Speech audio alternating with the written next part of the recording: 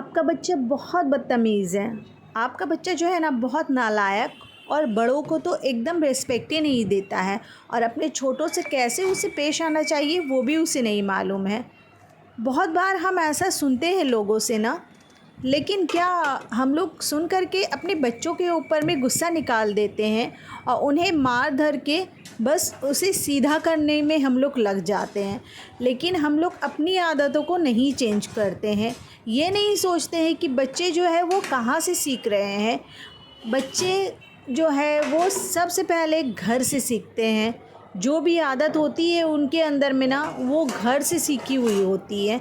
तो इस वजह से ना बच्चों को पॉइंट आउट करना भूल जाए, सबसे पहले खुद को करे। खुद को आईने के सामने खड़ा रख कर के पूछे कि जो बच्चे कर रहे हैं क्या वो घर से सीख रहे हैं या फिर क्या। सबसे पहले उसके प्रॉब्लम्स को ढूंढे, उसके बाद ही उसका सल्यूशन निकाले। तो आज की इस वीडियो में बच्चों के लिए कुछ बातें आपके साथ शेयर करने वाली हूँ इंशाल्लाह। तो वीडियो पे बने रहे और एंड तक देखें। So let get started. बिस्मिल्लाहिर्रहमानिर्रहीम। अस्सलामुअलैकुम and welcome back again. Hope you are doing good. I am also good अल्हम्दुलिल्लाह। एज़ यूजुअल व्लॉग स्टार्ट हो रहा है अपनी डेली रूटीन से। डेली रूटीन भी आपके साथ में शेयर करती रहूँगी और साथ ही साथ व्लॉग की भी स्टार्टिंग कर चुकी हूँ मैं।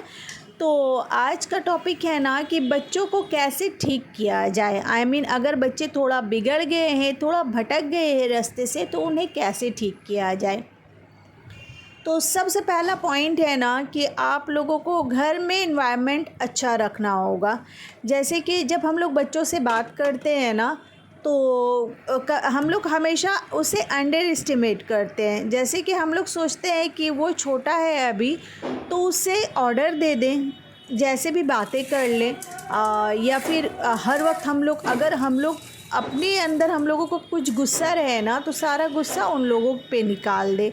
लेकिन आपको ऐसा माइंडसेट को बिल्कुल भी चेंज करना होगा। सबसे पहले आपको यही काम करना होगा। देखिए, हमेशा क्या होता है ना कि जब हम लोग बच्चे से चिड़चिड़ा करके बातें करते हैं, अपने अंदर की जो गुस्सा है ना उन लोगों के ऊपर निकाल देते हैं, तो मतलब कि बच्चे उसी तरीके से ढलते जाते हैं। क्योंकि बच्चे जो होते हैं ना वो मिट्टी की तरह होते हैं। अब मिट्टी को जिस बर्तन में भी मतलब कि उसे जिस बर्तन का भी शेप दो वो वैसा ही बनेगा ना। तो जस्ट लाइक डैट हम लोग अगर बच्चों को छोटे से एकदम इरिटेट करेंगे, मतलब अपना इरिटेशन उन लोगों के ऊपर में निकालेंगे, तो जाहिर सी बात है उन लोग भी वही सीखेंगे और वही करेंगे। तो सबसे पहला चीज़ है उन लोगों को सिखाना है आप लोगों को कि किसी के ऊपर अपना अंदर का जो गुस्सा है वो ना निकाले। तो सबसे पहले आपको ये चीज़ ठीक करना होगा। अगर आप नाराज़ है हस्बैंड से, अगर कुछ बाती हो गई है या फिर घर में इन लॉज से कुछ झगड़े झमेले हैं, अगर आप गुस्सा है, नाराज़ है, आप अपनी नाराज़गी अपने तक रखिए, बच्चों तक नहीं ले कर के जाएँ। क्योंकि ना वो हमेशा वैसे ही सीखते हैं, वो अपने एल्डर्स को देखते हैं और जो एल्डर्स करते हैं, जो घर में पेरेंट्स करते हैं, वही चीज़ बच्चे भी करना शुरू कर देते हैं। और अगर ये सब अगर उन लोग करेंगे तो आप लोगों को अच्छा नहीं लगेगा। अगर वो चिड़चिड़ाएंगे आपसे तो आप लोगों को नहीं अच्छा लगेगा। और हमेशा आप पेरेंट्स ना बच्चों के ऊपर इल्ज़ाम दे देते हो कि नहीं पता मेरे बच्चा ऐसा क्यों हो गया है। आप अपने रिश्तेदारों के साथ, अपने करीबों के साथ बस यही शिकायतें जो है ना बच्चों की बोलना शुरू कर देते हो कि नहीं पता, इसे तो इतने अच्छे से हम लोग मतलब कि तालीम दे रहे हैं, इतने अच्छे स्कूल में पढ़ा रहे हैं, पर क्या पता इसका रिज़ल्ट उल्टा ही निकल रहा है। ये क्यों ऐसा होते जा रहा है, बड़ों की इज़्ज़त नहीं करता। बहुत सारी शिकायतें आप करने लग जाते हैं। तो आज सबसे पहले आप मिरर के सामने में खड़े होकर के खुद के अंदर क्या खामी है आपका, उसे आप ठीक करने की कोशिश करें। तो आप देखेंगे आहिस्ते आहिस्ते करके ना बच्चे अगर भी रास्ते से भटक गए हैं, अगर आपको मुंह पे जवाब दे देते हैं, अगर आपको भी ऑर्डर देते हैं वो, तो आज से वो ये सारा चीज़ ना आहिस्ते आहिस्ते करके धीरे धीरे करके करना स्टॉप कर देंगे। और हाँ, दूसरा पॉइंट ये है ना कि आप उन्हें ऑर्डर मत दें। अगर कुछ भी मतलब आप लोगों को चाहिए ना, तो आप बस प्लीज़ कहे।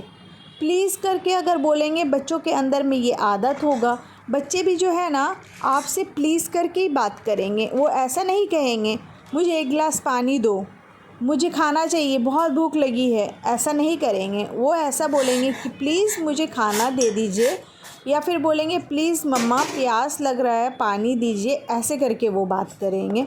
तो इस वजह से अपने रूटीन में अपने लाइफ में प्लीज़ बोलना ज़रूर सीखें, और इससे बच्चे भी सीखेंगे। कोई भी मकतब से या फिर आप बड़े बड़े स्कूलों में दे दें, बच्चे वहाँ से ज़्यादा घर से तालीम लेते हैं। घर में जो होता है ना उसे एब्ज़ॉर्ब करते हैं और उसे सीखते हैं। तो इस वजह से फ्रेंड्स, घर के माहौल को ठीक रखिए, बच्चे भी इंशाअल्लाह ठीक रहेंगे, थोड़ा सा भी वो बिगड़ेंगे नहीं। और कहना ये है कि बच्चों को ना छोटे से आप ज़िद्दी मत बनाएं। ज़िद्दी बोलने का मतलब ये है, अगर वो कोई भी चीज़ बोल रहा है आप उसे पूरा कर दे रहे हो। अगर वो बोल रहा है अभी मुझे ये चीज़ चाहिए, अभी ये खिलौने चाहिए, अभी ये बैग मुझे चाहिए, या कोई भी चीज़ ऐसी है ना अभी अभी मुझे चाहिए, और हम लोग क्या करते हैं, उन लोगों के माया हमदर्दी में आ कर के अरे बच्चा है चलो इसे दिला देते हैं। ऐसे करते करते वो ज़िद्दी हो जाता है, और जिसके वजह से ना अभी आपके पास में पैसे हैं, अभी बहुत सारी फैसिलिटीज़ है आपके पास में, अल्लाह ऐसा ना करे, लेकिन बाद में अगर आपके पास में वो फैसिलिटीज़ नहीं रहेगी तो आप सोचिए कहाँ से उन लोगों का पूरा करेंगे। अगर आप पूरा नहीं कर पाएंगे उस वक्त बच्चे जो है आपको उल्टा सुनाएंगे, आपको यही बात उन लोग बोलेंगे कि पहले से तब हम लोगों को इतना फ्रीडम, इतना फैसिलिटीज़ आप लोगों ने क्यों दिया जो अभी पूरा नहीं कर पा रहे हो, और उस वक्त आप लोगों को बुरा लगेगा। तो कोई भी चीज़ फ्रेंड्स लिमिट में कीजिए, लिमिट से बाहर नहीं कीजिए। लिमिट से बाहर करना वो एक ज़हर हो जाता है बच्चों के लिए, और वो ज़हर ना बड़े होकर के बहुत ही मतलब कि और भी भयंकर रूप ले लेता है। तो इस वजह से ऐसा बिल्कुल भी ना करें। अपने बच्चों को लिमिटेड सब कुछ दें, लिमिटेड सुविधाएं, लिमिटेड मतलब फैसिलिटीज़ दें। इससे बच्चे भी खुश रहेंगे और आप लोगों को भी अच्छा लगेगा। आई होप आप लोग मेरी बातों से बोर नहीं हो रहे होंगे। मुझे तो ऐसा नहीं लगता, लेकिन फिर भी अगर भी बोर हो रहे हो ना तो आप लोग ये मानो कि जो मैं बोल रही हूँ अगर उसे आप 1 महीने भी अगर अप्लाई करके अपने लाइफ में देख लोगे ना, तो आप जो आज आपको लग रहा होगा कि ये बोरिंग बातें कह रही है, आपको उस वक्त समझ में आएगा इसका रिज़ल्ट जब आपके हाथ में रहेगा, जब आपके सामने रहेगा फ्रेंड्स। तो इस तरीके से करना है। और क्या है ना, बच्चों को आप सॉरी बोलना सिखाओ। अगर आपके 2 बच्चे हैं या 2 से ज़्यादा बच्चे हैं तो वो आपस में मतलब कि ऐसा होता है ना कि थोड़ा बहुत बात में अगर बच्चे लड़ते झगड़ते हैं या फिर एक दूसरे की शिकायत करते हैं, तो ये सारी चीज़ वो नहीं करेंगे, ये सारी चीज़ वो स्टॉप कर देंगे। आपको क्या करना है ना, सॉरी सिखाना है। अगर मतलब आपको अगर बच्चे से थोड़ा सा लग गया या फिर बच्चे ने आपके ऊपर में मतलब कि पैर रख दिया या कुछ भी छोटा छोटा अगर इंसिडेंट घर में हुआ ना, तो आप उसे सॉरी कहने के लिए कहो, या फिर आपसे बाय मिस्टेक आप कभी कभी जानबूझ करके कुछ ऐसा गलती बच्चों के साथ कर लो, जैसे कि उनको पानी देते वक्त अगर उनके बदन में थोड़ा सा पानी गिर गया, ठीक है, अगर मतलब कि उन्हें आप कुछ भी दे रहे हो, कपड़े दे रहे हो, अगर हाथ में नहीं दे करके थोड़ा सा आप बाय मिस्टेक उसे गिरा दो, ऐसा करके आप उन्हें सॉरी बोलो। अगर आप सॉरी बोलोगे ना तो उन लोग भी ये सारी चीज़ों को सीखेंगे।